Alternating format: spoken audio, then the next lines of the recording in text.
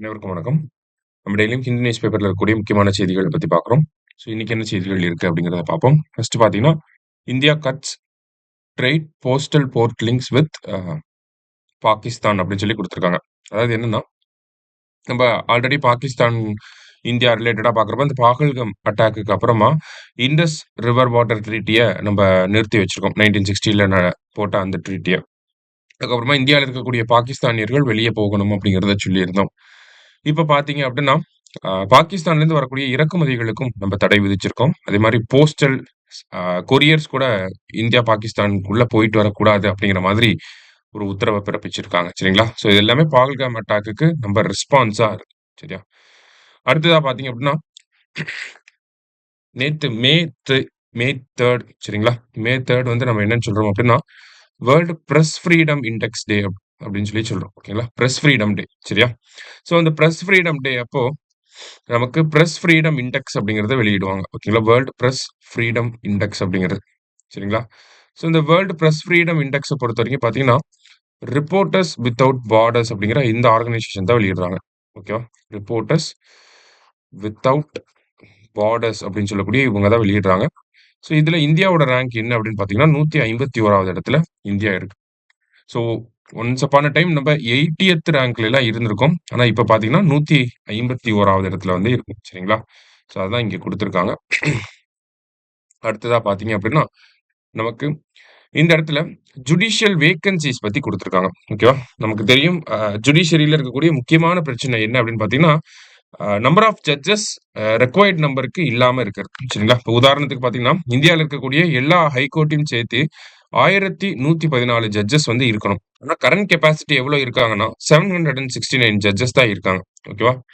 So judicial வேக்கன்ஸீஸ் அப்படிங்கிறது ஒரு பெரிய பிரச்சனையாவே இருக்கு. ரீசென்ட்டா பார்த்தீங்கன்னா, குரூப் 2 மெயின்ஸ்ல கூட என்ன மாதிரியான ப்ராப்ளம்ஸ்லாம் ஹை கோர்ட்ஸ்ல இருக்கு அப்படிங்கிறத கேட்டிருந்தாங்க. ஸோ அந்த மாதிரியான கொஸ்டின்ஸ்க்குலாம் இந்த இத நம்ம கோட் பண்ணி காட்ட முடியும். இந்தியால 1114 ஜட்ஜஸ் ஹைகோர்ட் ஜட்ஜஸ் தேவைப்படுறாங்க. ஆனா அந்த இடத்துல 769 ஜட்ஜஸ் தான் இருக்காங்க அப்படிங்கிறது. ஓகேங்களா? இதனால என்ன ஆகுது?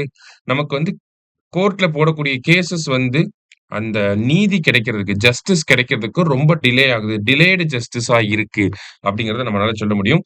ஸோ கேஸஸ வந்து முடிச்சு வைக்கிறதுக்கு ரொம்ப டிலே ஆகிட்டே இருக்கு அப்படிங்கிறத இந்த இடத்துல நம்ம புரிஞ்சுக்கணும். ஜுடிஷியல் வேகன்சி அதிகமா இருக்க நமக்கு வந்து இந்த கேஸஸ வந்து டிஸ்போஸ் பண்றதுல லேட் ஆயிட்டே இருக்கும். இப்ப ஜுடிஷியல் வேகன்ஸிஸ ஃபில் பண்ணணும். நம்பர் ஆஃப் ஜட்ஜஸ் ஸ்ட்ரென்த்தையுமே வந்து இன்கிரீஸ் பண்ணணும் அப்படிங்கிறத நம்ம சொல்யூஷன்ஸா குடுக்கலாம். ஓகேங்களா? அ அதாவது நீதிபதிகளோட எண்ணிக்கையை அதிகப்படுத்தணும். அதே மாரி இருக்கக்கூடிய வேகன்ஸிஸையும் கம்மி பண்ணணும் அப்படிங்கிறத சொல்லலாம். ஒரு சஜஷனா. சரியா? ஸோ அத பத்தி தான் இங்க குடுத்திருந்தாங்க. அடுத்ததா பார்த்தீங்க அப்படின்னா, நமக்கு what are the key objectives of cost count அப்படின்னு சொல்லி குடுத்துருக்காங்க. ஸோ காஸ்ட் சென்சஸ் பத்தி நம்ம ஆல்ரெடி பார்த்ததும் இன்னொரு தடவ ரிவைஸ் பண்ணிடலாம். சரிங்களா?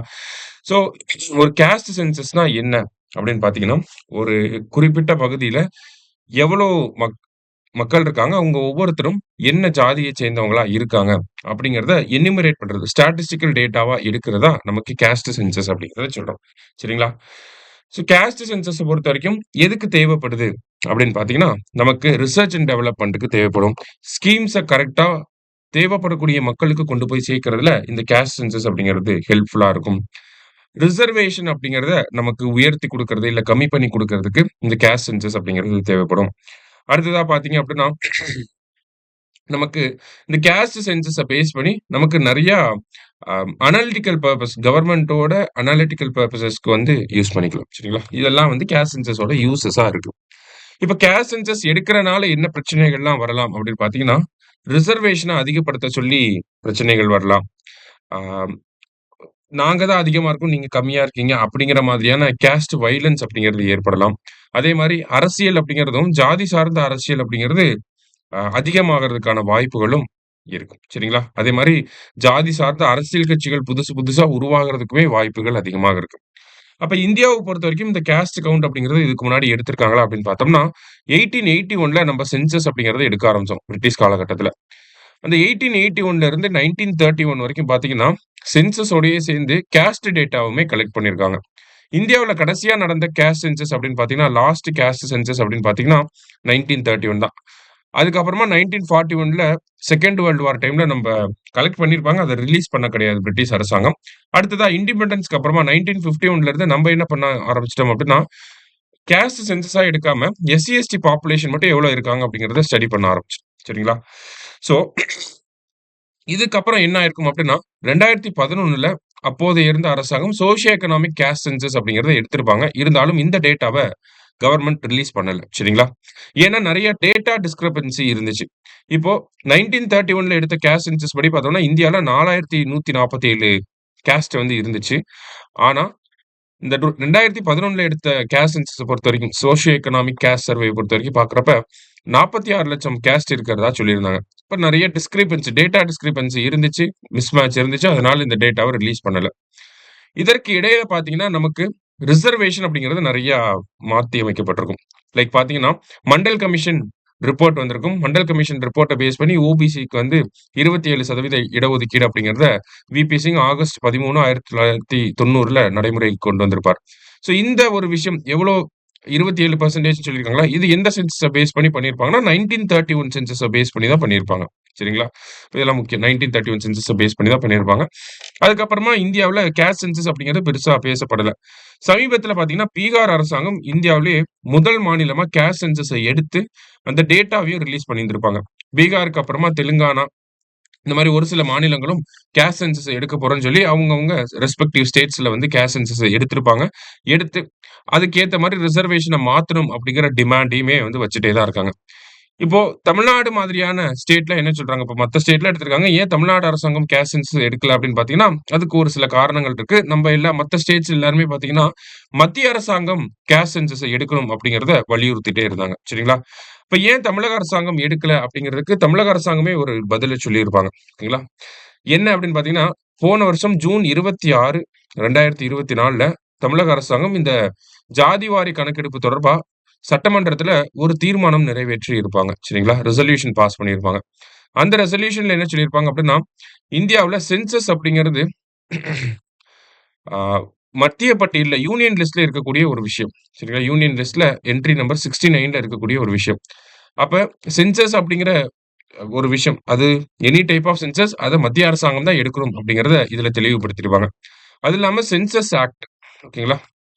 சென்சஸ் ஆக்ட் 1948 அதனுடைய பிரிவு செக்ஷன் ஆ 3A படி பார்க்கிறப்ப, ஓகேங்களா? 3A படி பார்க்கிறப்ப, மத்திய அரசாங்கம் தான் ஒரு சென்சஸ் ஒரு கேஸ்ட் சென்சஸ்லாம் எடுக்கணும் அப்படிங்கிறது தெளிவா இருக்கு. அதே மாதிரி கலெக்ஷன் ஆஃப் ஸ்டாட்டிஸ்டிக்ஸ் ஆக்ட் அப்படின்னு சொல்லி ஒரு சட்டம் இருக்கு. ஓகேங்களா? புள்ளிவிவரங்கள் சேகரிப்பு சட்டம் அப்படின்னு சொல்லுவாங்க. ஸோ இந்த சட்டம் 2008ல வந்திருக்கும். இந்த சட்டத்தோட செக்ஷன் 32 படியும் பார்க்கிறப்ப, இந்த சட்டம் இதோட பிரிவு 32, இந்த சட்டம் இதோட பிரிவு 3A இதபடி பார்க்கிறப்ப, ஒரு மாநில அரசாங்கத்தால கேஸ்ட் சென்சஸ் அப்படிங்கிறத எடுக்க முடியாது. கேஸ்ட் சர்வே மட்டும் தான் எடுக்க முடியும். ஓகேங்களா?